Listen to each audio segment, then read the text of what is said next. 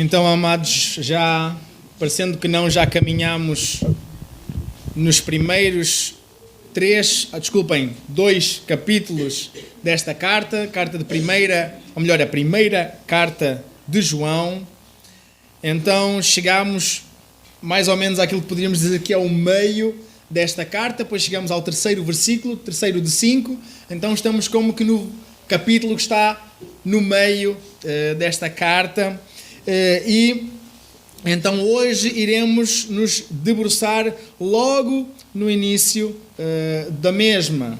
Então, amados, 1 de João, capítulo de número 3. É interessante nós pensarmos, depois de todas as recomendações que João tem vindo a fazer a estes irmãos que liam esta carta e a nós, recomendações que faz hoje para nós também, todas as recomendações que ele fazia, ele agora vai tratar de um assunto muito interessante logo no começo do capítulo número 3. Então, 1 de João, capítulo 3, e vamos hoje ler, expor, meditar nos primeiros 3 versículos.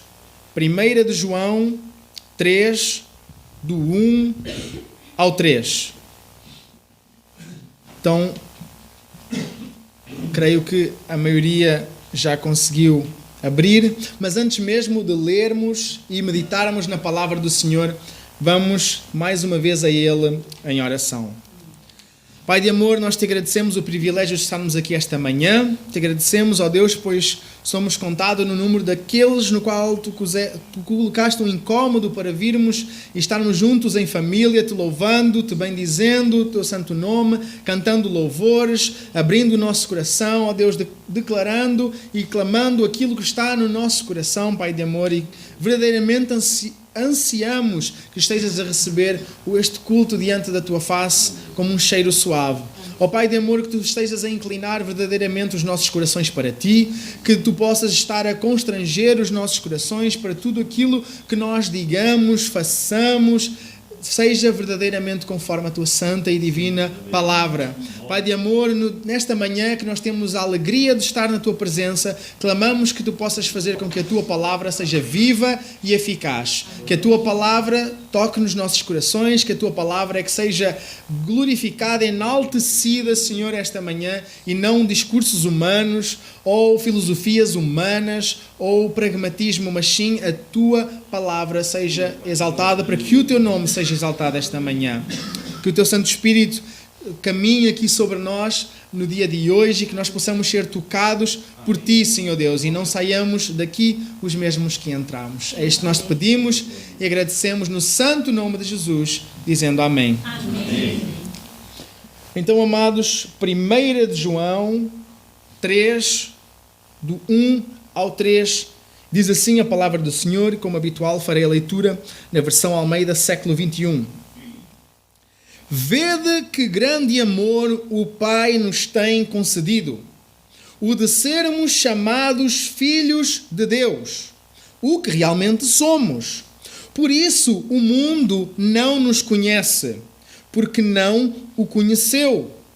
Amados, somos filhos de Deus, e ainda não se manifestou o que havemos de ser. Mas sabemos que quando Ele se manifestar, seremos semelhantes a Ele, pois o veremos como Ele é.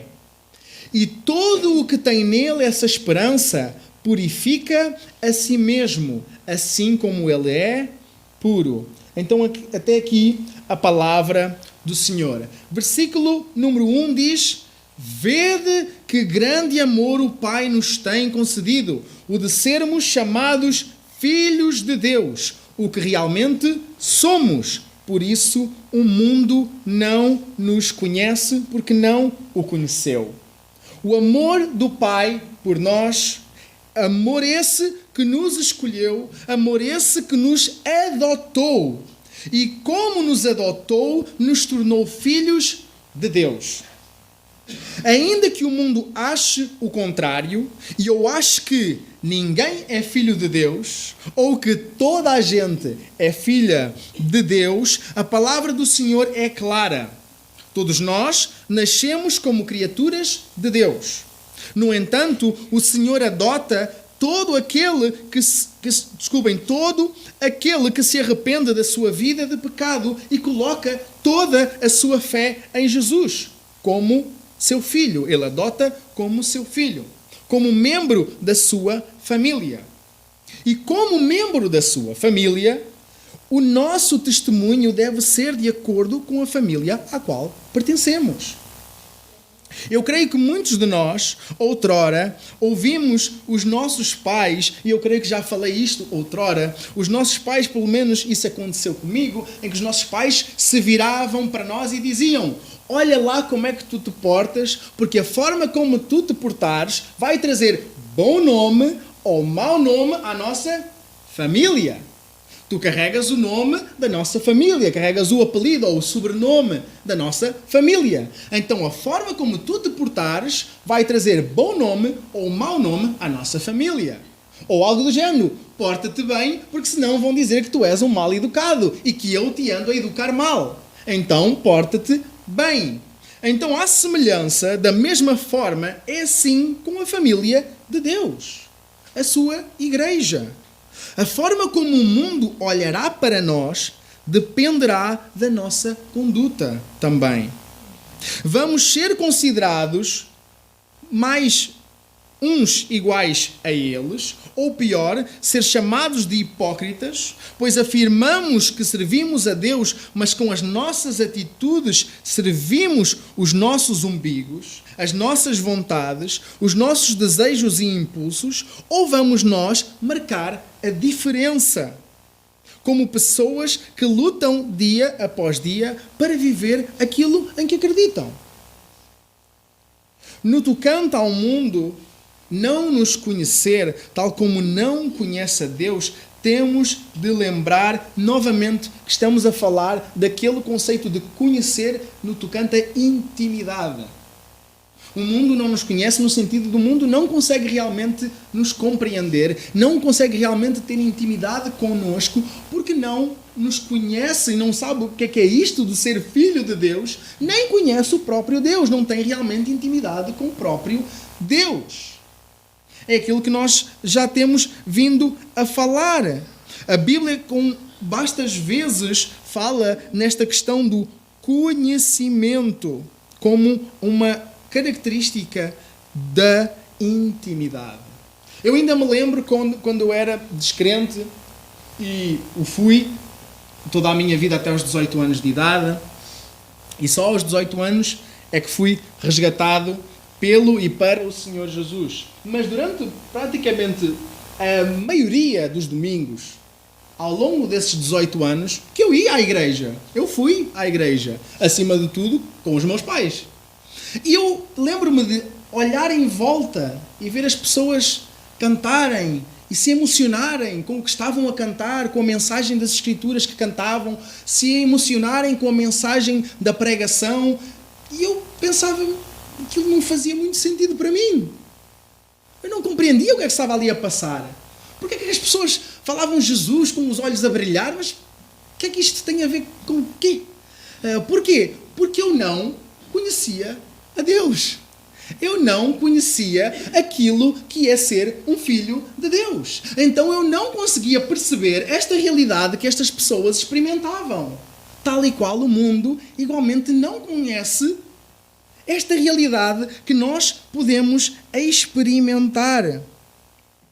É incrível nós realmente pensarmos nisto. É algo que verdadeiramente nos deveria emocionar. A realidade de nós sermos cristãos, de sermos filhos de Deus, de termos entregado as nossas vidas ao serviço do Rei dos Reis e Senhor dos Senhores. O facto de que o Pai Celestial nos ter adotado como seus filhos, como filhinhos seus, como membros da sua família. Dentre todas estas pessoas, estes bilhões e bilhões de pessoas que nós temos à face da Terra, nós somos contados no meio daqueles que não por causa dos nossos lindos olhos, não por causa de nenhuma qualidade que houvesse em nós, não por causa de nada que nós tivéssemos feito ou pago, Ele quis nos resgatar do meio de todas estas pessoas. Então já pensaram bem o privilégio que é que agora o Jesus das músicas e o Jesus da Bíblia não é meramente o Jesus das músicas e o Jesus da Bíblia, é o nosso Jesus. O Deus das músicas e o Deus da Bíblia não é meramente o Deus ou um Deus, é o nosso Deus. E não é só nosso Deus, mas é o nosso Pai Celestial. E é por isso que nós agora podemos realmente dizer com convicção, dizer com propriedade: Pai nosso que estás no céu, santificado seja o teu nome. Ele é mesmo o nosso Pai Celestial. Novamente, não por mérito, não por qualidade, não por merecimento, mas pela graça. Mas pela graça do Senhor Deus. É um verdadeiro e incrível privilégio. Por isso é que realmente só quem é participante desta realidade é que pode realmente perceber o que é esta realidade. Só quem é participante, não é, do Santo Espírito de Deus, não é como sendo convertido, como sendo salvo pelo Senhor Jesus Cristo, é que realmente pode ter, como a palavra de Deus diz, a convicção, a plena convicção de que é filho de Deus. Pois a palavra é que diz que o Espírito de Deus testifica com o nosso espírito que nós somos filhos de Deus. Por isso é uma convicção que eu não posso dar a ninguém. Eu só posso dar sobre mim mesmo. Só posso oferir a segurança que eu tenho, ou se não tiver, não tenho, do facto de eu ser salvo, redimido pelo Senhor Jesus Cristo. Por isso é muito perigoso mesmo. E confesso que eu arrisco-me a dizer que eu vou buscar nunca mais responder afirmativamente a essa pergunta quando alguém pergunta ao pastor: Pastor, você acha que eu sou salvo? Ou melhor, você acha se eu sou salvo? Eu lembro-me que a última vez que eu respondi a essa pergunta, eu arrependo-me até aos dias de hoje. Porque, afinal de contas, a pessoa, neste momento, está a viver um estilo de vida completamente contrário àquilo que são os padrões do cristianismo. Eu, na altura, pela conduta que a pessoa tinha, pelos frutos aparentes que eu via na vida da pessoa, disse: eu acho que sim. Mas, realmente, os achismos são muito complicados. E, novamente, é algo que só o próprio Deus pode testificar no nosso coração. É algo e é uma segurança que todos nós devemos buscar e temos e devemos ter. A segurança da nossa salvação e da nossa condição diante de Deus. É possível um cristão duvidar, pôr em causa a sua salvação? Claro. Basta a gente ir ler as Escrituras e vamos encontrar vários homens de Deus, inclusive nos profetas, vamos encontrar pessoas a dizer: olha, eu estou completamente aqui sozinho, isto não faz sentido, estou aqui abandonado, e eu acho que isto é um plano furado, e a duvidarem da sua fé. Por exemplo, a pensar em Jeremias. Muitas vezes se brinca que era o profeta chorão, por causa dele, inclusive, tem um livro chamado Lamentações de Jeremias, porque ele está a lamentar a situação em que o seu povo está completamente, virou as costas a Deus. Deus já disse que vai trazer castigo sobre eles e eles não querem ouvir Jeremias. Não quiseram ouvir Jeremias. E ele a dizer: como é que é, Senhor? Então tu mandas-me vir para aqui, mandas-me vir pregar a esta gente, e esta gente não ouve, não quer saber. Versículo número 2. Amados, somos filhos de Deus e ainda não se manifestou o que havemos de ser, mas sabemos que quando Ele se manifestar, seremos semelhantes a Ele, pois o veremos como Ele é. A Bíblia nos dá a consciência da nossa glorificação. E o Espírito Santo, que habita em nós, nos dá essa certeza. Então, a Bíblia nos dá a informação, nos dá a consciência, e só o Espírito Santo de Deus nos pode dar essa convicção, a certeza da nossa glorificação. E o que é que se trata da nossa glorificação? Ou antes, da glorificação de todos os crentes. É o ensino bíblico de que quando Jesus voltar a este mundo e puser fim a esta era e enfim julgar toda a humanidade, todos os cristãos, quer os que já tenham morrido, quer os que ainda estiverem vivos naquela altura, seremos transformados, seremos glorificados e não mais teremos qualquer defeito, falha, pecado ou tendência pecaminosa. Ninguém, nenhum de nós, nunca mais. E, por sua vez, seremos purificados, tendo estes novos corpos, tal como Jesus tinha já um corpo glorificado na sua ressurreição. Não sei se lembram, mas a Bíblia nos narra isso, que depois da ressurreição de Jesus, Jesus tinha um corpo glorificado, um corpo diferente, um corpo com outras propriedades. Por exemplo, foi depois da ressurreição que nós vemos que Jesus pôde como que atravessar através de paredes, em que estava uma casa fechada, portas fechadas, janelas fechadas, e de repente Jesus aparece ali no meio dos seus discípulos e diz: paz seja convosco, e espetou um grande cagaço a toda a gente que lá estava. Porque realmente a reação deles foi um fantasma!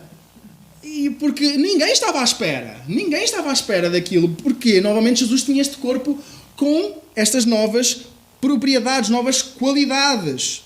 Onde é que, por exemplo, nós podemos ler isto? Por exemplo, se nós dermos uma saltada à primeira carta de Coríntios, no capítulo de número 15, versículo 51 a 54, vai-nos falar um bocadinho sobre isso.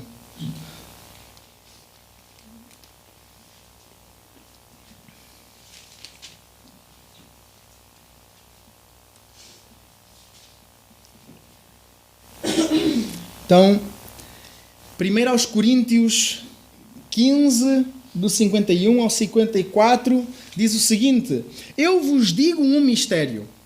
Nem todos iremos falecer, mas todos seremos transformados. Num momento, num abrir e fechar de olhos, ao som da última trombeta, porque a trombeta soará e os mortos ressuscitarão imperecíveis e nós seremos transformados. Pois é necessário que aquilo que perece se revista do que é imperecível, e o que é mortal se revista do que é imortal. Mas o que parece se revestir do que é imperecível e o que é mortal se revestir do que é imortal, então se cumprirá a palavra escrita: a morte foi engolida pela vitória. E glória a Deus por isso.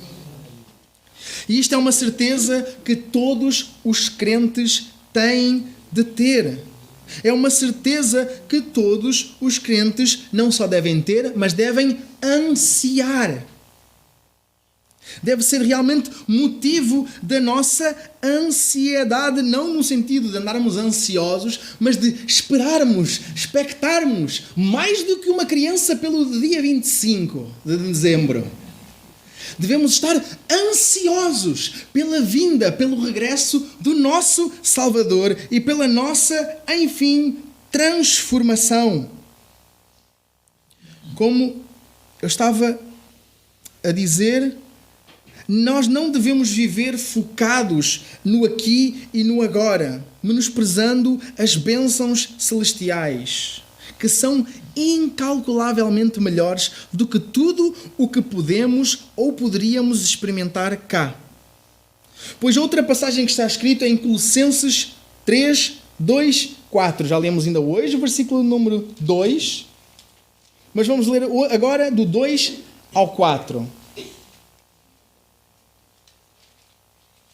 Colossenses 3, do 2 ao 4, diz assim a palavra do Senhor: pensai nas coisas de cima e não nas que são da terra, pois morrestes e a vossa vida está escondida com Cristo em Deus.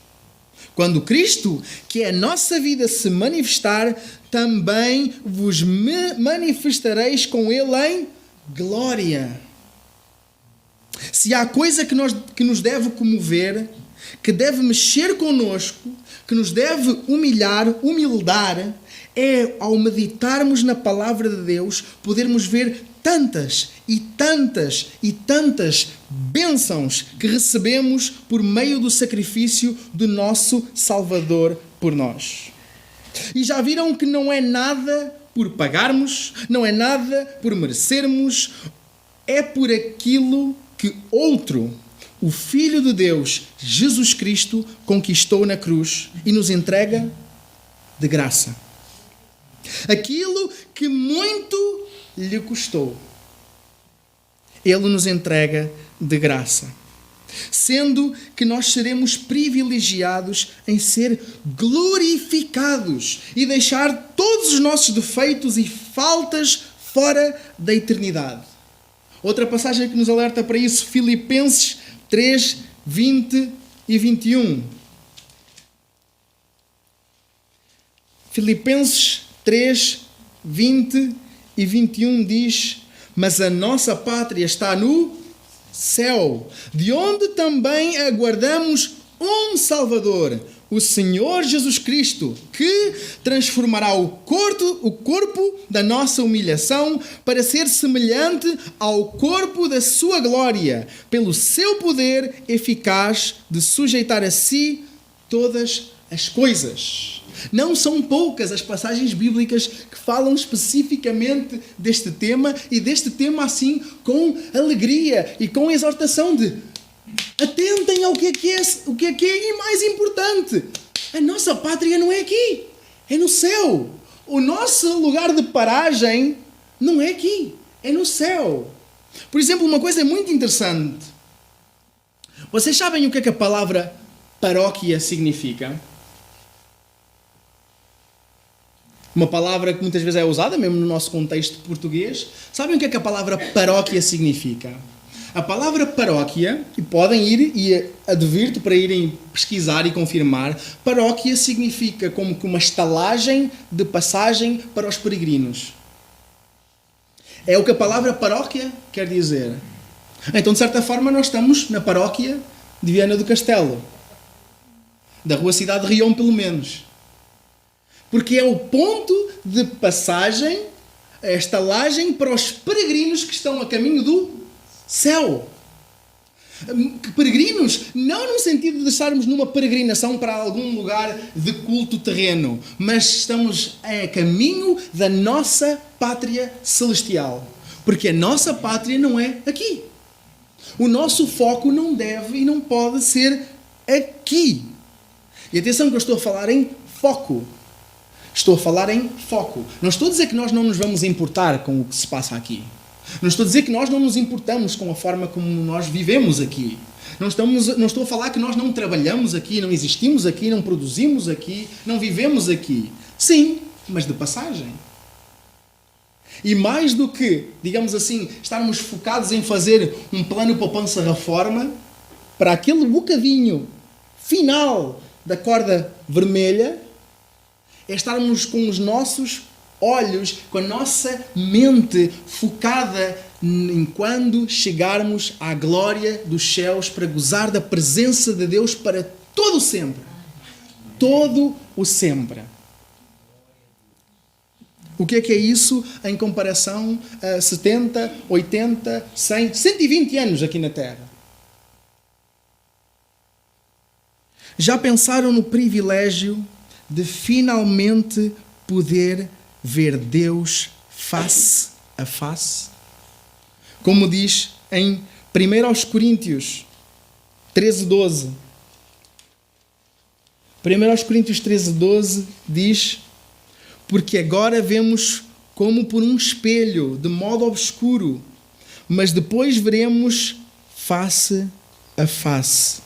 Agora conheço em parte, mas depois conhecerei plenamente, assim como também sou plenamente conhecido. Nós às vezes, até a pensarmos nesta passagem, os nossos espelhos agora são um espetáculo, não é? Porque agora os nossos espelhos refletem, por norma, relativamente bem aquilo que é o reflexo, passa a redundância, que está lá. Mas temos que pensar que nesta altura os espelhos eram feitos, não é, com peças de metal que eram polidas da forma que melhor se conseguia naquela altura. Não era aqueles espelhos de vidro que nós temos com uma película de prata ou melhor, de alumínio por trás.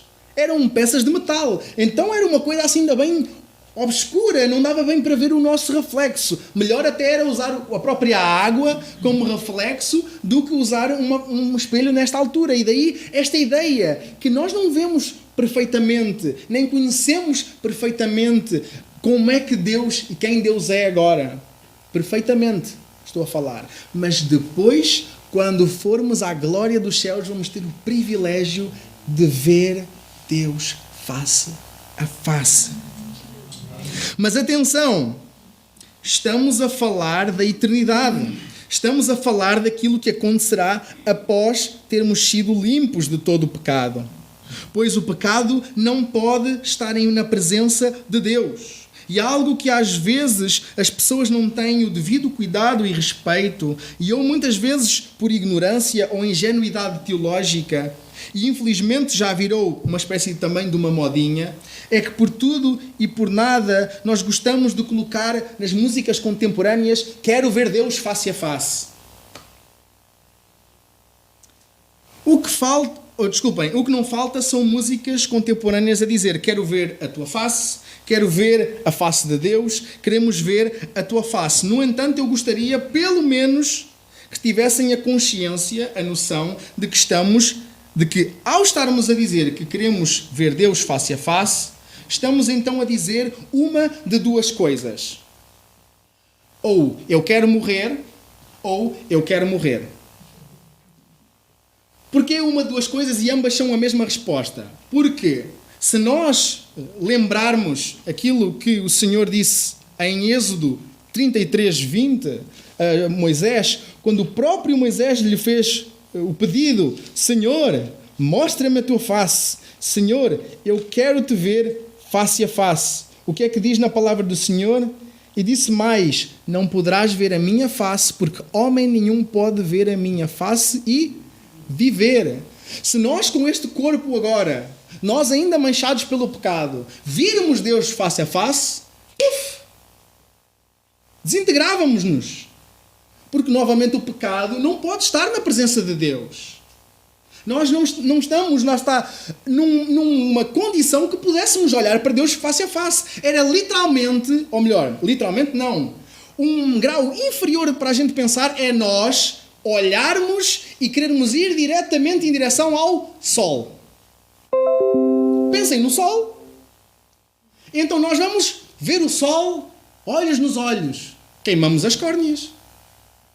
Tal e qual. Se nós quisermos construir uma nave para viajar até ao sol, o que é que vai acontecer? Se calhar anos de meio do caminho. Vai-se destruir, vai-se desintegrar. Porque nós não conseguimos chegar àquilo que é a glória do sol, àquilo que é a energia que o sol irradia. Tal e qual somos nós agora, assim, estes nossos corpos, ainda debaixo da escravidão, ou melhor, debaixo da influência do pecado. No entanto, se nós estivermos, como estávamos a falar há pouco, a falar da eternidade, aí sim vamos poder ver face a face. E se estamos a dizer que queremos ver Deus face a face, e é lícito dizer, eu quero ir para a glória. E eu sou adepto, eu quero ir para a glória. eu com convicção digo, eu quero ir para a glória. Eu sei que na glória do Senhor é tudo muito melhor do que eu posso viver ou experimentar aqui. Melhor do que tudo. Melhor do que 1000 filhos, melhor do que ganhar o Euromilhões, melhor do que ser rei do mundo, é estar na presença de Deus. E por isso nós temos que ter esta consciência. Se nós estamos a dizer que queremos ver a face de Deus, é que estamos a dizer, eu quero ir para a glória, Senhor. Ou agora, ou o quanto antes, ou daqui a alguns anos, mas eu quero ir para a glória. Então por isso é que eu gostava de chamar a atenção a isso. Não é que é errado dizer que quero ver Deus face a face, é só temos que ter a noção. Agora, como nós estamos, nós não podemos ver Deus face a face. Só podemos ver Deus face a face na glória. Aí sim, podemos ver Deus face a face. Logo, não há problema por si, mas, novamente, deve ser, sim, motivo da nossa alegria. Deve ser motivo da nossa expectativa. Nós ansiarmos ir e estar na presença de Deus. E de poder, enfim, ser conhecidos, ou melhor, conhecê-lo semelhantemente como Ele nos conhece a nós. Nós vamos saber tudo sobre Deus? Não.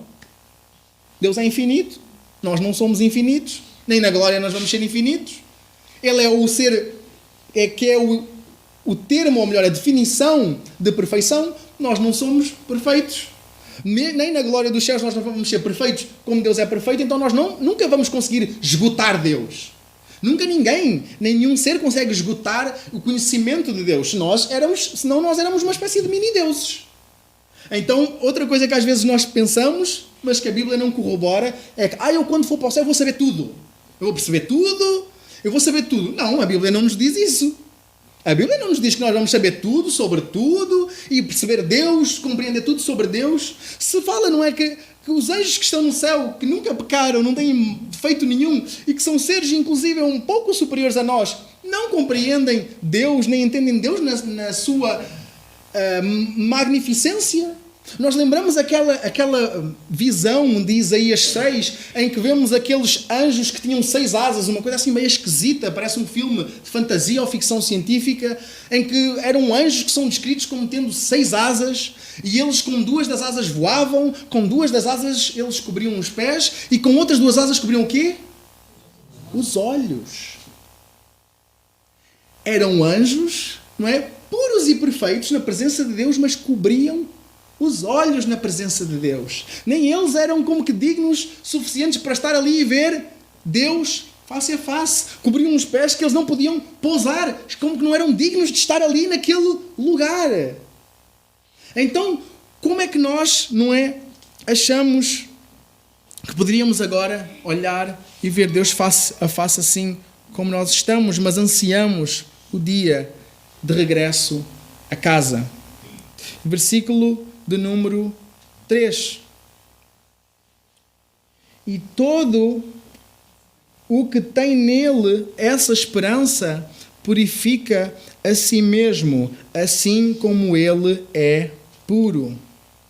Como nós falámos um pouco na introdução desta mensagem, se somos filhos de Deus, se temos a nossa esperança depositada em Jesus e naquilo que Ele fez por nós, e queremos trazer um bom nome à nossa família, à Igreja de Cristo, temos de buscar, lutar para viver de forma coerente com a nossa família. Trazendo bom nome à nossa família. E se nós olharmos um bocadinho para o panorama cristão contemporâneo, nunca antes na história da humanidade tanta gente se disse crente no Senhor Jesus, e isso por si não é mau, mas igualmente nunca antes na história da humanidade as igrejas estiveram tão descaracterizadas em relação à palavra de Deus.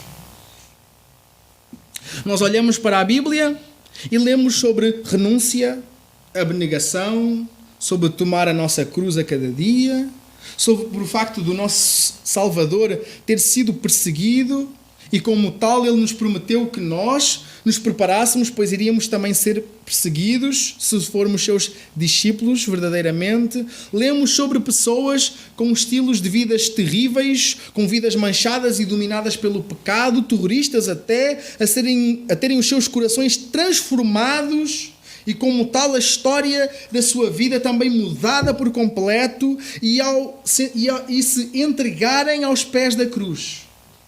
Mas hoje, acima de tudo, quando se fala de igreja, ou melhor, de igrejas, as pessoas muitas vezes até têm medo. E eu não estou a falar de um temor santo, de um peso que a palavra de Deus e do incómodo que a palavra de Deus causa. E é normal que a palavra de Deus cause incómodo, cause desconforto a todos nós. Senão nós éramos perfeitos. E creio que perfeito, como a palavra do Senhor diz, só há um, que é Deus. E é suposto então que a palavra do Senhor nos cause incómodo. Mas muitas vezes, quando as pessoas já têm como que medo de igrejas, não é por causa de um santo temor pela palavra, mas porque não sabem se realmente se trata, ou se está a falar de uma igreja, ou como Paulo falava em Gálatas, ou se trata de uma sinagoga de Satanás. E isto é algo muito sério, é algo muito grave. Ou se fala... Porque acima de tudo, agora muitas vezes quando se fala de igrejas, ou se fala só de bens materiais, de riquezas, de bênçãos, cura e bem bom, ou se fala de tradições humanas que não aparecem em lado nenhum na Bíblia, ou se fala de um cristianismo sem Cristo, sem cruz, sem luta contra o pecado, sem renúncia aos desejos da carne, em que se vive da mesma forma que o resto do mundo, se veste da mesma forma, se fala da mesma forma, se vê as mesmas coisas, mas aos domingos vamos ao nosso clube social, ouvir uma mensagem de autoajuda, uma palestrada por um motivador, ou um personal trainer da fé, que nos faça rir e chorar para sairmos depois todos felizes e contentes, com o nosso ego massajado, mas completamente ocos e vazios, espiritualmente falando, para continuarmos a viver vidas ocas e vazias, pensando apenas no aqui e no agora, e não pensando realmente naquele que é o autor e consumador da nossa fé, nem na sua palavra. Por isso é que Paulo escreve aquilo que ele escreve em Romanos 12, 1 e 2. Uma passagem conhecidíssima de todos, um daqueles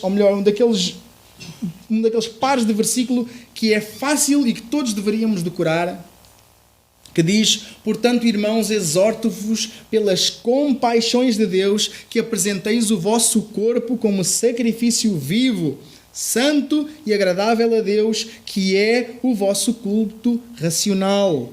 E não vos amoldeis ao esquema deste mundo, mas sede transformados pela renovação da vossa mente, para que experimenteis qual seja a boa, agradável e perfeita vontade de Deus.